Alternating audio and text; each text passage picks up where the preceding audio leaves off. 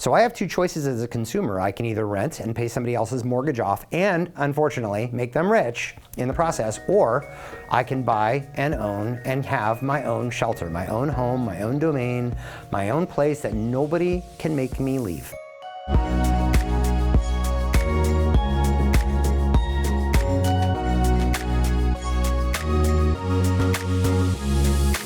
We know that shelter is a basic human need. Everybody has to have a place to live.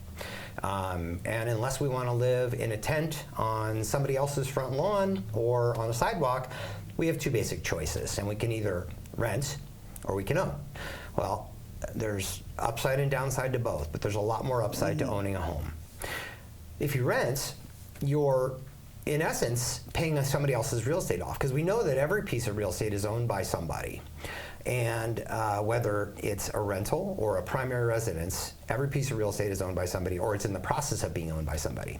So I have two choices as a consumer. I can either rent and pay somebody else's mortgage off and, unfortunately, make them rich in the process, or I can buy and own and have my own shelter, my own home, my own domain, my own place that nobody can make me leave, ever. I bought it, I'm paying for it, I like it, I can change it, I can do whatever I want with it, nobody can ever make me leave. To me, that's probably the most valuable reason to own versus rent. Right, the American dream, right? I mean, it really is, right? I mean, you know, you rent and you can't put stuff on the walls a lot of times, you can't paint, you can't change the yard, you can't improve the home, you can't put this room over there, you can't redo your kitchen, you can't even have pets. You can't even have pets. And with these, as much as you're paying in rent, you'd think that you'd be able to have any kind of pet that you want. I understand, of course, why, you know, some pets. Well, sure. But some may argue kids are messier than pets. Well, I mean, that reason in itself is you know, puts a lot of people over the fence. I mean, they're going to buy a home because they can't find a place that will take their pets. Right. And so they're going to buy for no other reason than they want a place for their family. Right. I mean, talking about, you know, you brought up rent a minute ago. I'm thinking to myself, you know, I rent a home and I've got a landlord, and what's keeping him from raising my rent whenever he wants? The only thing I have to do is expire a lease, and they can raise my rent anytime, and they can kick me out whenever they want. Yeah. Where's the stability and the long-term, where's the long-term future in that? I don't see any way to live my life freely, happily, and without encumbrance if I'm renting from somebody else and making them rich, because that's always in the back of my head.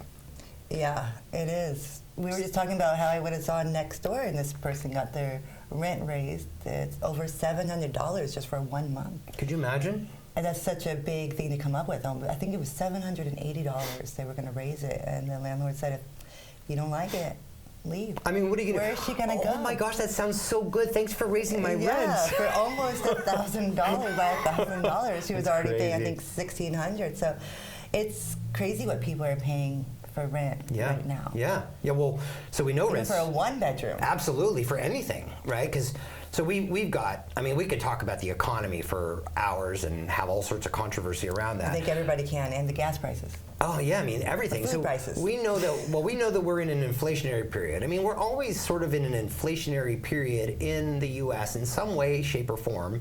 And everything always. We know that things over time they go up, right? In cost, in value. So right now, you add in other factors: economic factors, international factors, right? Domestic. Goings on with the Fed, doing what they're doing with the bond and all this other stuff, and war overseas and diminishing returns on foreign soil, and we have got all this stuff going on, and so we're seeing an increase in everything just due to inflation, but we're also seeing a crunch because we can't get product in the country, we can't get product out of the country, and so we've got all these supply chain issues, and we've got an uncertain government policy and all these other things, right? And so rates are going up and rents are going up. But like we didn't have enough stress before. Right. Life was so easy before, and now it's just Yeah. But guess what else is going up? All rents and rates do. What else? What else is going up? the rates. The values too, And right? the values are going up. You know, I'm still seeing that the even houses that just sold 3 months ago, 6 months ago, it's insane how these are still going up as well. It really is. I did a purchase for some folks, first-time home buyers. They used down payment assistance. It was great. They loved it. They were happy. Got into their home. Everything great. About a year later, they called me up. This is about a year ago, but a year after they bought, they called me and said, hey, they wanted to refinance. They heard rates were coming down, and so I looked at what I thought would be their equity, just did a quick assessment, and they were up over 100 grand I know. in 12 months. Yeah. It was insane. Yeah. But that's the benefit, right? I mean, that's just one of so many I can't think of benefits. anything else that could get that quick of a return or that much of a return. I talk about that I think that real estate is the best fiscal or financial investment that we as humans can make. Right. I'll get banter on that. People say, well, if you dump $1,000 into a mutual fund, it grows by 10%. You have no real cost basis on that. Where you do with real estate, okay, but look at your net. Are you going to generate more wealth from real estate or from that mutual fund? The answer is almost always going to be real estate. Right. And while it costs more to enter and it costs more to exit, those are the costs of those returns. And they're important.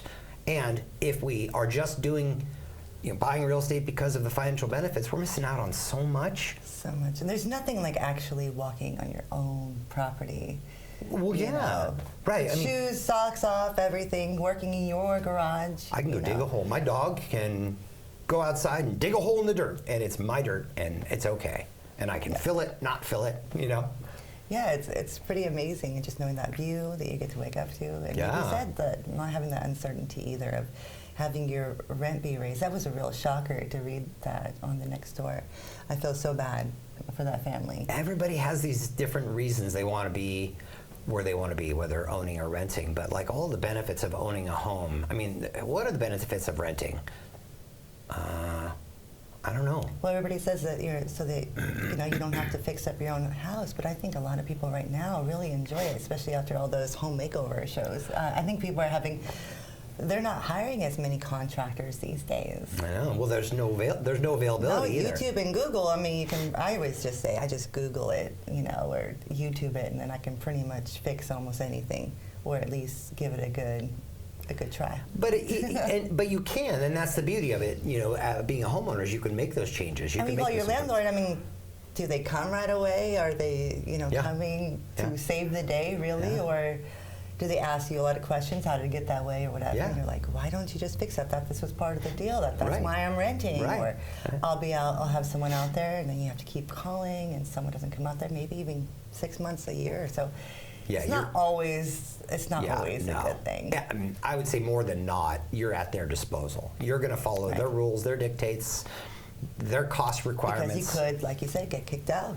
Yeah, they can do whatever they want. It's their or house. raise the rent. And so I think a lot of people right now, they would have that fear. Like, oh, maybe if I say Yeah. something, they might raise the rent. We better just go fix it ourselves. Well, think also about things like stability, right? We put ourselves in a rental, and then we have to move a year later, and we have kids and a spouse and a pet, and everybody's gotten comfortable. Now we've got to pack and leave.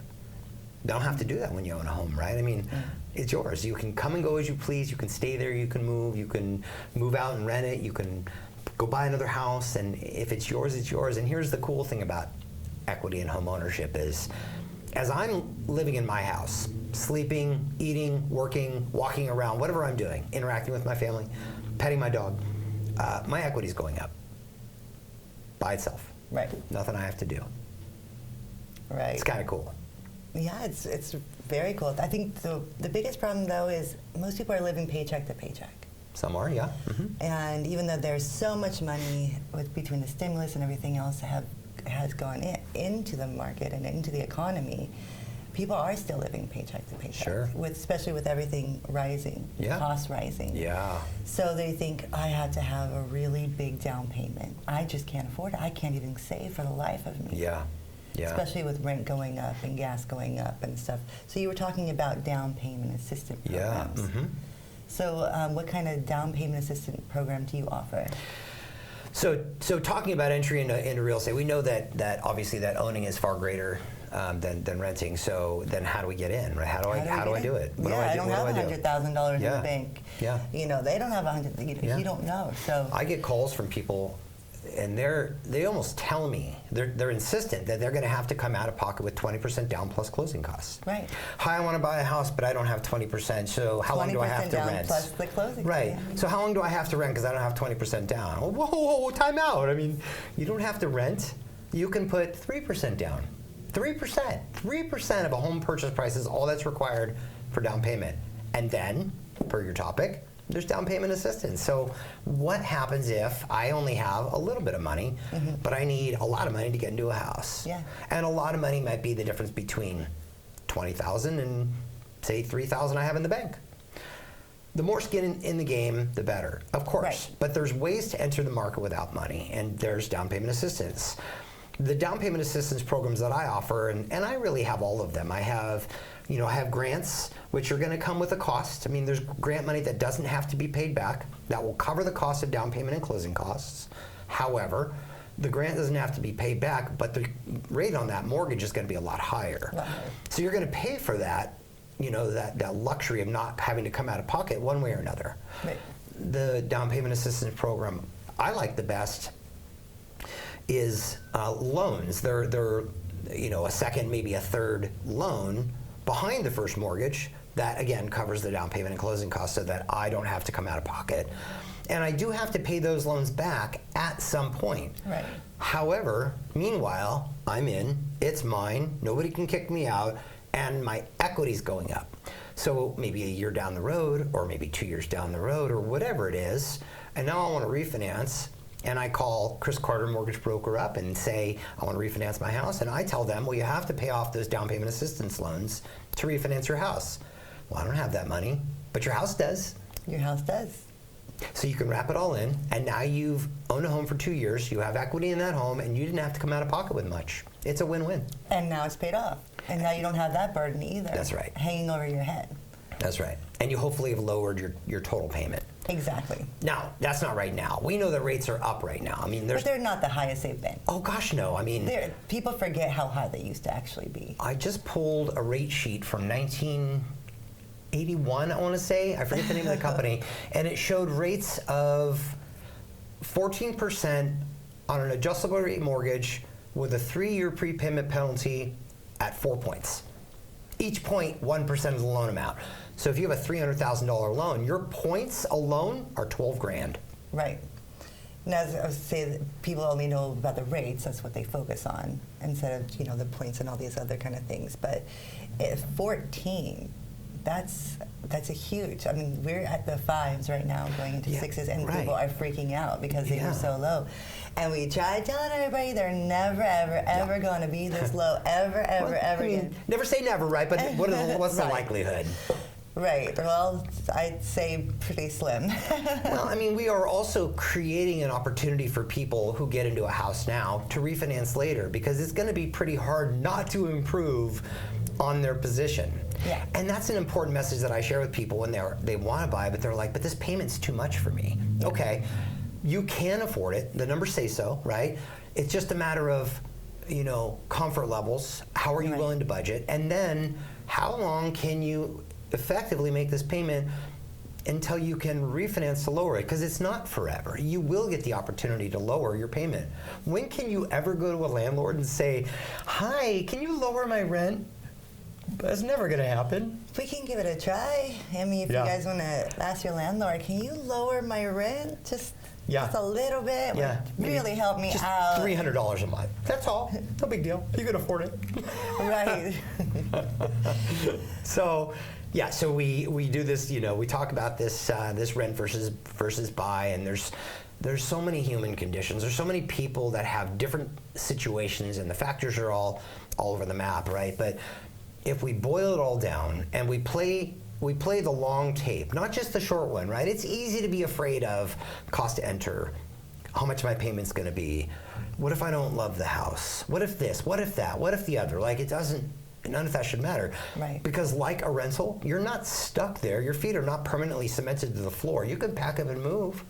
You can sell your house anytime you want. You'll probably end up with some equity, but you don't have to have equity. You can sell it a month after you buy it if you want. So there's no requirements, right? And I would think that would make it easier for some people. Do you have a lot of people who call you up and say, I wish I never would have bought a home? God, no, not one in 22 years. Not one time. Not one time someone just said, oh, wow, I really wish I would have kept renting. No, I almost wish somebody would, just so I can be like, really? And just have that conversation with them about, what happened. I do hear a lot of times people are bummed they're renting, like, because they raised the rent. There's a lot of things, Yeah. And it's not their home, so they can't do things. I think more than not, people are afraid. I mean, to call a lender and to do all this kind of stuff. It's scary. It's really scary, and to have them peek in on your personal finances. Yeah, and it's more than a peek. I mean, I don't mean to sound verbose, but it's a little bit more than a peek. I'm asking them questions. It's intimidating. It's scary. I have my own preconceptions about who I am, how much I'm worth, what that all means, and who cares? I don't have an opinion. Right. My opinion is solely professional. How can I help you either make a move now or be ready to make a move in real estate? And I say make a move, I mean buy a home, finance a home. If it's not now, when can it be? How can I help you get there? Right. If your credit's not where it should be and you want to have lower payments, I mean, you don't need as high of a credit score as people think you do. No, I mean, oh my gosh, we could go into so many different conversations. So I think a lot of people go, I don't have I need to get a 720, I need to get, that would be awesome. I mean, if you had a 720 or 800, I mean, you're definitely the ideal person. You can maybe as most people think about the car situation, what they need for a car. And that's right. And so they go, this is probably what I need for a house, well, they go if not more. They go shopping for a car. They have this lender who wants their finance. They want to help them finance the car, right? So they're going to pull their credit, right. And then that guy doesn't have a loan for them, so they pull their credit and shop over here, right. And then they pull their credit and shop over here. And now this consumer has had 8 credit pulls, and they might have a loan for a car, but their credit's trash now. And then they call me and they say, hey, Chris, I don't want to have my credit pulled because I'm afraid. Or they don't even say that. They just say, I don't want to have my credit pulled. And I'll ask why. And they'll tell me why, and it's always the same reason. And I'll just say to them, I'm a mortgage broker. I have 50 different lender options, and I can shop all those for you with one credit report. It's good for 4 months. Yeah. It doesn't have to be repulled. Your credit's not going to get trashed. So there's always an answer. I mean, I talk about, I call it water cooler, chatter. People, conversation. Yeah, right. I mean, so you see somebody at the water cooler, you go get a cup of water, and they're asking you a question. Oh, would you buy a house? Well, I want to buy a house, and then they have all these other opinions about what is and is not. Right. And this person who doesn't know might just hear that and listen to it, and now they go tell somebody else, and now all this false information is getting around. Right. There's a lot of false information. I mean, obviously the market's in a crash, a lot of different information out there. You have to have over 700 credit score. You don't. You have to have 20% down. You don't. What if I buy right now and it goes upside down? There's so many different discussions, water cooler discussions going on. So many, and most of them are just detrimental to people's long-term financial health, honestly. Right. People buy a car faster than they'll buy a house. It's amazing to me. I get calls from people. They even have more than one car. Right? Unbelievable. So I will get a call from somebody, and they say, "Hey, Chris, you helped my friend over here, and I'd really like you to help me refinance my house. I want to pay off some debt." Okay. And they say, "But what's your rate?"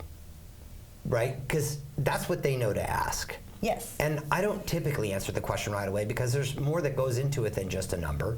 So I'll start asking questions, and then I'll say, well, you have this credit card, you have this credit card. What are your interest rates on those? And they'll say, oh, I don't know. Why not? You want to know what my rate is, but you don't even know how much you're paying for that credit card? And we get a thing too in the mail that says that the rates is going to change on our credit cards. We don't even pay attention to any of that kind of stuff. So you're right. But that is the one thing that everybody knows to ask. And the rates change. They do every day. All the time. In fact, there's an app for everything. So there is an app that tells you what the rates are. And then you'll kind of have an idea. And then you guys I would focus on what exactly do I need? More than just the rates, but what do I need? What can you afford, right? Yeah, and you have to be careful because not all lenders are created equal. You don't want to go on the internet and just find, what was the name? There was some lender that's one of my clients found the other day online, and he said, well, their rate's 0.25% lower than yours. Now, as a broker, I have rock bottom rates. My rates are really good because I don't have any overhead. But they go online, and these these box lenders. They cut everything. Or radio ones too. I had a client go to the radio and found someone, and it was someone very popular, and it said that they had the best and lowest and would match everything, and turns out there was a lot of hidden fees. Well, and that's right. So these lenders, they're going to tell you what the costs are. They have to get their money somehow. Absolutely. Why would they work for free? Practically for free. They wouldn't. So they're paying the guy who answers the phone, who's going to help you with the loan, peanuts. Right. He doesn't know what he's doing. They have no concern about your timeline needs. All that they're worried about is getting you a rate, because that's what they think you want. Right. But then they get on the phone with me, and I have conversations with them about their goals and their needs. And then the plan ends up being completely different than what they thought it was going to look like, because I want to help them meet their goals for the long term, not just for the next 30 days. Because who cares? You walk to the water cooler and say, I got a 3.5% rate. Well, what if that guy's got a 3.25%? You just lost.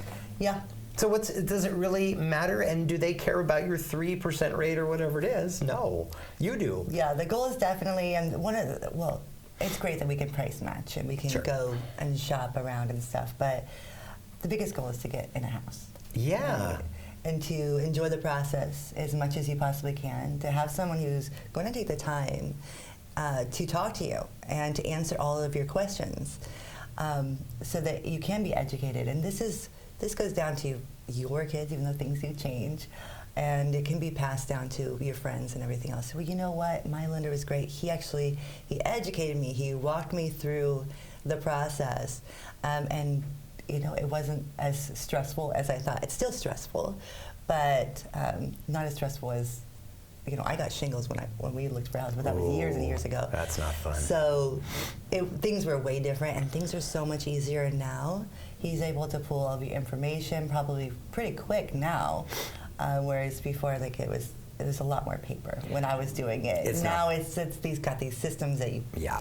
If you're a W-2 employee, especially, right, it's a lot quicker. Yeah, I can do a pre-approval in an hour, 2 hours. I mean, it's just a matter of here's the application, here's a few documents I need. It's not even a long list. It's this, that. That's about it, right? And then I can review all that, look at it all from a bird's eye view, help determine the best possible outcome. Relay that information, and then move down the path from there. If it makes sense, if it doesn't make sense, do we need to make some changes? What's going to be the best situation? And I just think at the end of the day, if there's a fence, we need to break it down, because we can't. I don't see the win in renting, because let's think about this logically. That guy over there owns the home, and he probably owns several others, and he rents them all out. Why would he do that if he's not going to win? Right. There would be no reason. I've never seen so many investors or people buying up properties to rent them out ever. Huge companies buying them for cash, renting them out, and making millions and millions of dollars. Yeah, I even have personal friends they all decided to take out money into their home, and now they have multiple homes, and they're getting another one. They're renting them all out. So it's like, wow. Probably the best path to long-term financial freedom is real estate. I mean, it's good to have a mixed portfolio, right? You want to do other things. You don't want to lean too hard into just one thing. I learned in business. But we own a house, and we're technically grown-ups, Whoa! Don't say that word. And I'm like, I mean, do we really want to? That's official. I'm not ready to be grown up. I'm looking right at the camera and saying that. So you heard it. You don't have to grow up. Chris is saying that you don't have to grow up, even though you own a house. Just like your parents, you're not going to turn into your parents. Maybe it's that commercial. I was going to say, I love that. Yeah. It's that commercial that you go into your parents. So you can own a house and you still get to have fun. Yeah. Maybe you'll have your own dirt bike field, or I don't know. I've seen people do all kinds of stuff with their houses. Sure. It's amazing. I play pickleball, and I talked to a person recently, and if you don't know what pickleball is, it's the fastest growing sport in America. It's pretty amazing. Check it out. But this is not a pickleball commercial. I had somebody call me, and they said they wanted to buy a house, and they needed at least a quarter-acre land, mostly in one spot, because they wanted to make a pickleball court in their yard. And I was like, that is amazing. That was their main reason for buying a house. You're like, and we're friends. Totally. And I'll come play.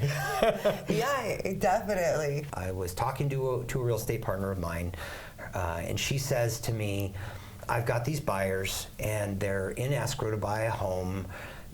Dad is helping them buy a home. I think he was gifting them money. and their lender just declined their loan. And I said, why? And she said, I don't know. It's really complicated. Are you able to talk to them? And I said, sure, I'm happy to help. So I got on the phone with the buyers, and they didn't know a whole lot. Right. I had them send me the data that they were working with, the application and the documents, so I could take a look. And I quickly realized that how this loan had been structured was setting it up to fail. The loan officer that had been working with these buyers previously did not do them any justice and had failed to give them a loan that could close. So what I did is I restructured the entire thing. I won't get into the weeds about what I did because it doesn't matter. But that would be like Peanuts anyway, like womp womp womp. Yeah. Like Charlie Brown's teacher. So I restructured the entire loan. Called up Dad, who was the gift donor.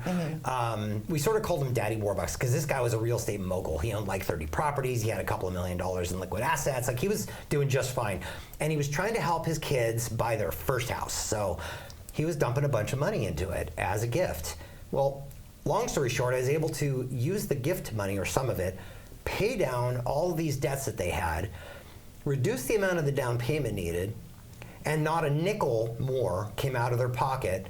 Their payment went down by over $100, and they closed escrow less than 2 weeks later with me. Wow. So they were able to pay off all those debts with the gifted money. Yep. Still have some left over. Yep. Enough for down payment and closing costs, got into their house. Yeah, lower down, and they got to save an extra $100 on their mortgage. Yeah, and it was really just... Talk about a stressful situation. So I definitely would have gotten shingles again, I think, just from that alone, like being in the midst of finding my place and thinking, yay, and Daddy just gave me some gifted money. This should be easy. It's going to be, walk in the park. Yeah. Especially if he's some real estate guru kind of guy. He knew what he was doing. So you think, okay, if he can do it, I can do it, right? And then this whole thing happens. You're like, but no, we're going to lose our home. Good thing that the agent called you. Yeah. That was really smart. Instead of saying, better luck next time, but she actually took the time to say, don't worry, we're going to figure this out. We're going to make sure that you get into this home. Not that exact scenario, obviously, because everybody's different, but I've had scenarios very similar to that where a loan was being done by another person in the industry and who had not done enough to get the loan closed, and then it came to me. I mean, it's happened north of 20 times in my career, probably a lot more than that. But it was really just a matter of me just looking at it from a global perspective and being able to make changes, because that's what I do, because it's my job to help people. Yeah. And so another reason why you love your job, right? When you're able so to much kind fun. of like problem solving solve those problems, and then help somebody make a potential $1 million move to the good of their financial future. Like, why wouldn't that make sense? And then who knows? Maybe one day that house might be left to their kids, and it's insane to think about, huh? That's a legacy. You don't know what's going to happen with that house. All kinds of memories, just everything. Right. It's a big deal. Well, think about this. So, like, Daddy Warbucks, I don't remember his name. He's not Daddy Warbucks. Nice guy. Daddy Warbucks. And then the kids, right? So the kids bought this house. Do you have his number? Because I don't. Everybody's I want a house. Does he want to get me? He sort of scared me. He was a little bit intense. But so the kids bought the house. Now let's just fast forward an artificial tape. Kids bought the house. Daddy's done his job. Kids are now homeowners. Let's fast forward 20 years. They have kids, and then another 20 years or 40 years, and now they get to pass that legacy on to their family. How is that not a win? How is it not for the greater good of that family, for real estate, for their financial futures? How is that not a win? I was thinking of how many times I moved when I was renting too. Right. How unsettling is that? Yeah. But the neighbors, I just didn't like the noise or whatever. I had some neighbors up, and I was living in an apartment. Although when you move, you can't. You buy a house, you fall in love with the house, and you find out sometimes the neighbors aren't so great. Well, sure, but how often does that really happen? And you can luckily not. Yeah, at least you can sell and say. Luckily, I don't hear very many stories from anybody. Yeah. So. I was renting an apartment once, and I was younger, and these kids upstairs, they're just loud and stomping their feet all the time. And so, girlfriend come over when I first, moved into the place, and she's like, "What's that noise?" And I'm like, "Oh, that's the neighbors upstairs." And she's like, "I would never, ever live here." And I'm like, "Oh my goodness, what a mess." At one point in time, I mean, all of us were probably those kids upstairs making all that noise. So we can't really blame them. But, sometimes motivates you, right? To should. go somewhere else. It should. Do I want to move every year and have a storage facility to keep all of my stuff because I know I'm going to move again? Do I want unstable, rents? Do I want living conditions that may not be what I pick, or do I want my own destiny? Or what about where you raise your kids? You're renting, you don't always get to decide where you raise your kids. Like that street, that... Yeah. Think about that. Your family, whatever that looks like for you. Spouse, no spouse, kids, no kids, dog, no dog, cat, no dog, cat, whatever. Your house and your family's house, you're all living there together. You might as well make it fun and happy. If it's not optimal, then why not make it optimal, right? I get choices in life. That's the beauty of being me. I think when we were kids, too, we already had it envisioned. When I own a home. Yeah. When I have my house. Yeah, white picket fence. Especially when you're a teenager and your parents say, well, when you live under my roof, right? Then you really think, when I have my own place, things are going to be different. Yeah, and they should be. Well, whatever that looks like for you. Well, you marry a girl and you want to carry her through the threshold, right? I did that. Yeah. So I mean, there's really so many different topics we can cover, but I can say this with 100% confidence that renting is never, ever going to benefit me the same as owning a home. It's just not possible. It's just not. And I know a lot of people are getting scared right now to buy, and we are definitely not in it for the money.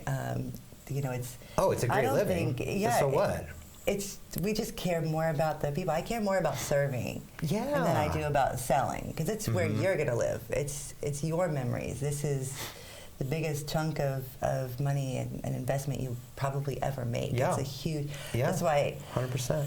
I'm very grateful that I get to be part of it. I feel really blessed that someone has trusted me with that. Well, your family too, and they get to live that with you, and you get to all make those memories together, and just create whatever life you want in that space that's yours, and you can do with it what you want. It's magical. It really is. It is. Most of the time. Most of the time. Yeah. Yeah. But great fun memories, right? The hammer falling on you when you're trying to fix something, or all these fun little memories. I've never had a hammer fall on me. I hope I don't. So do you have kids that, in your house? Do they have little cement blocks? I'm always seeing everyone has some kind of thing for their kids. Whether they're marking how tall they are, or we've done all that. Yeah. One of my daughter's rooms has the little marks.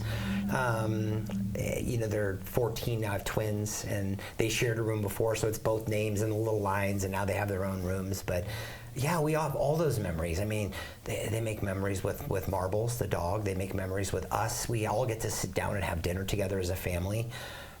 If you've never experienced that, living in a home that you own with your family, enjoying those private moments together, eating dinner, whatever that looks like, talking about the day, it's so valuable. And sure, you can do that in a rental too, but it's not the same. The feelings you get of just knowing you've handpicked this life for yourself and for the people you love. Owning a home is that kind of a big deal. It's not. I'm not saying this to be scary, but it takes work to be a homeowner. Yeah. But the upside and the reward is so much better knowing that you had to put in the legwork, right, to make that reality, that dream come true and become a reality. I mean, it's so worth the little bit or maybe the lot of work you have to do. I've never, ever had any feeling other than meh, or maybe misery over renting. Meh, that's about it. Yeah. Well, I certainly wouldn't want to rent a car either. So, I mean, right, who do you, oh my gosh, I just had this great idea, I'm going to rent a house. Like, why?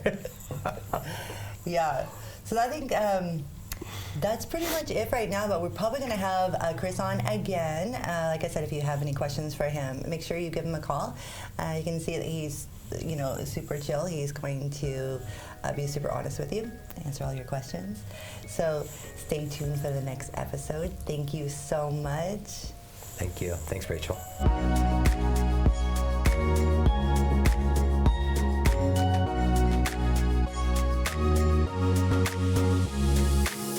Hey everyone, thanks for watching. Stay tuned for more up-to-date information.